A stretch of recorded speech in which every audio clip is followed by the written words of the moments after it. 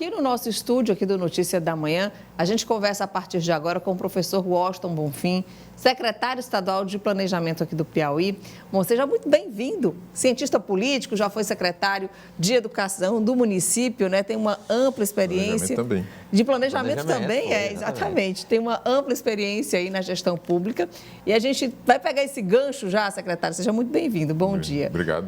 Bom dia a todos os telespectadores da Cidade Verde. Bom, a gente vai pegar esse gancho aí, né, da lei que foi aprovada, orçamentária, que foi aprovada para 2023. Uma lei que foi... o planejamento não foi feito na sua gestão, mas na gestão passada. Mas do que o senhor vai receber? Esses 15,7 bilhões de reais. Como que o senhor vê a divisão desses recursos e como que deve ser o desafio da atual gestão diante dessa atual realidade? Olha, a gente teve um processo de transição bem tranquilo. Eu, como então futuro secretário de Planejamento, tivemos acesso a todos os dados e houve uma ampla conversa entre a ex-governadora, agora secretária de Assistência, Regina Souza, e o atual governador, nosso governador Rafael Fonteles. Então, tem uma questão legal, na realidade, o primeiro ano da administração, né, corresponde ao último ano de exercício do PPA de 4 anos que foi votado. Então, o PPA da administração Rafael Fonteles, na realidade, ele se inaugura 1º de janeiro de 2024, né, e vai até 31 de janeiro de 2027. Mas isso não foi nenhum impedimento para uma conversa tranquila sobre a questão do orçamento. Ele foi feito aí já sob o impacto, né, das medidas restritivas em relação à questão de impostos que houve, né, no final do primeiro semestre do ano passado. Então, assim, talvez o principal ponto seja a gente se readequar a uma capacidade de investimento, pelo menos com recursos próprios nesse primeiro momento, é bastante baixa, mas as demais funções estão preservadas. Você tem ali em torno de 2 bilhões e 300 para a educação, a função educação, cerca de 2 bilhões e 200, um pouco menos de 2 bilhões e 200 para a função saúde e 1 bilhão e 200 e pouco para a função segurança pública. Saúde e educação têm mínimos legais de investimento, então isso precisa ser observado, e tem cerca de 1 bilhão e 800 para os demais poderes. Então, as 3 principais funções, e no caso as 3 principais prioridades do governo Rafael Fonteles, né, dentro dos limites que a gente tem dados por arrecadação, a própria economia do país, estão preservados.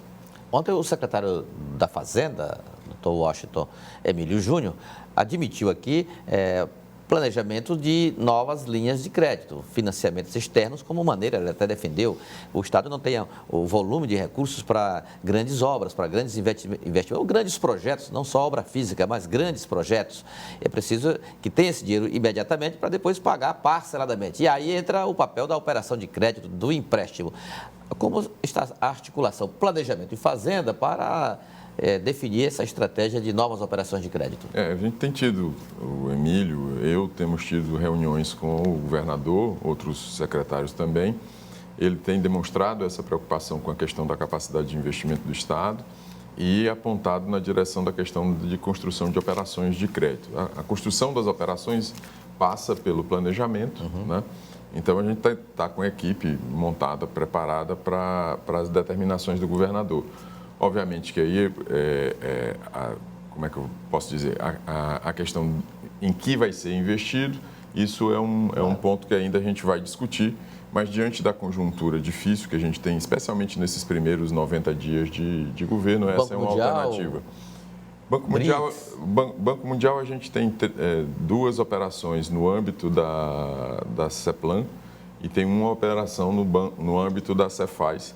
Tem uma outra operação no âmbito da CEPLAN, com BID e FIDA, são 2 agências internacionais, mas para fins de investimento mais imediatos, as operações de crédito devem ser operações de crédito nacionais. Essas operações de crédito internacionais, elas têm um rito muito mais longo, elas passam, como exigem aval da União, elas passam pelo Senado Federal, Presidência da República, Senado Federal, até que seja assinado.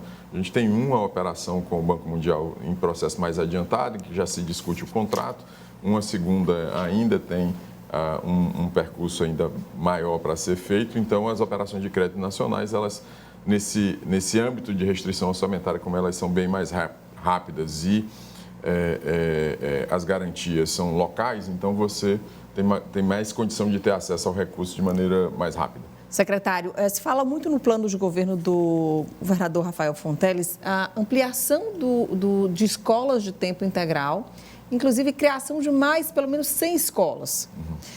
Com o orçamento atual e o anual, o que é possível fazer? O que é possível avançar nessa meta? Olha, no domingo passado, nós tivemos uma reunião, eu participei de uma reunião do governador com a equipe dirigente, o Washington Bandeira, secretário de Educação, e a sua equipe, e essa determinação foi dada, ela já estava no plano de governo. O ponto aí é que o Fundeb, o novo Fundeb, ajuda muito nessa expansão. Quando você tem escola de ensino integral associada, por exemplo, a ensino profissionalizante, o valor aluno que o Estado recebe por essa matrícula dobra. Então, você tem condições financeiras a partir do próprio fundo, né, que financia a educação básica no país, de fazer esse avanço sem precisar. O que a gente precisa é matricular os alunos e colocar à disposição deles a questão especialmente do ensino profissionalizante e do tempo integral. Essa determinação foi dada pelo governador, já tinha sido indicada, mas foi dada numa reunião, num despacho, no domingo pela manhã, nesse último domingo pela manhã, então faz parte já do planejamento estratégico da Secretaria de Educação, contando com essa, digamos, segurança de que o Fundo Nacional ele tem condições de cumprir com a tarefa de financiamento dessas atividades novas em benefício da nossa juventude. Agora, já para a construção de novas escolas, esses recursos, eles sairiam de qual fundo? Sempre do Fundeb.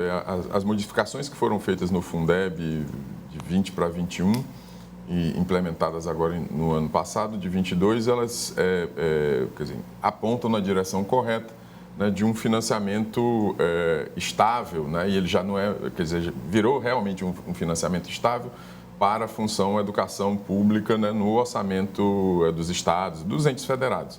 Então, a gente tem uma perspectiva promissora de investimentos na área de educação. Obviamente que o fundo depende de como gira a economia como um todo, são recursos internos.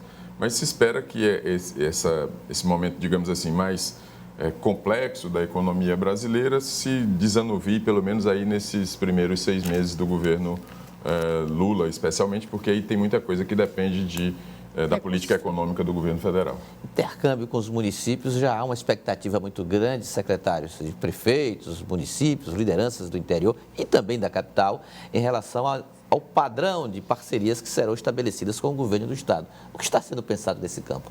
Olha, esse padrão já existiu, o próprio Piauí, na realidade, ele foi um grande, digamos assim, vou colocar entre aspas, laboratórios dessas parcerias entre, né, as prefeituras e o governo estadual, funcionou bem.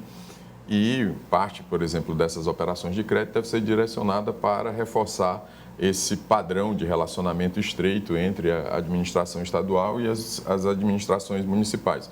Nesse momento, a gente está planejando isso, inclusive as operações de crédito, né, e tem uma carteira de investimentos que, né, ficou, digamos assim, para ser reestudada agora nesse ano de 23, né, para que a gente possa implementá-la ao longo do ano e no restante da administração. E, obviamente, que novos pleitos municipais devem fazer parte do nosso planejamento. E até porque, né, esse primeiro semestre, do ponto de vista da Secretaria de Planejamento, é o semestre em que a gente vai construir de maneira participativa o plano plurianual de 24 a 27. Ok, então, secretário, muito obrigada pela sua participação aqui no Notícia da Manhã. Estamos de portas abertas aqui sempre para trazer boas notícias aí sobre investimentos, planejamento e que tragam benefício para a população. Ótimo, uma boa quarta-feira para todos nós e obrigado aqui a vocês pela oportunidade de estar esclarecendo a nossa população sobre esses primeiros momentos do governo Rafael Fonteles. Obrigado, secretário. Bom dia.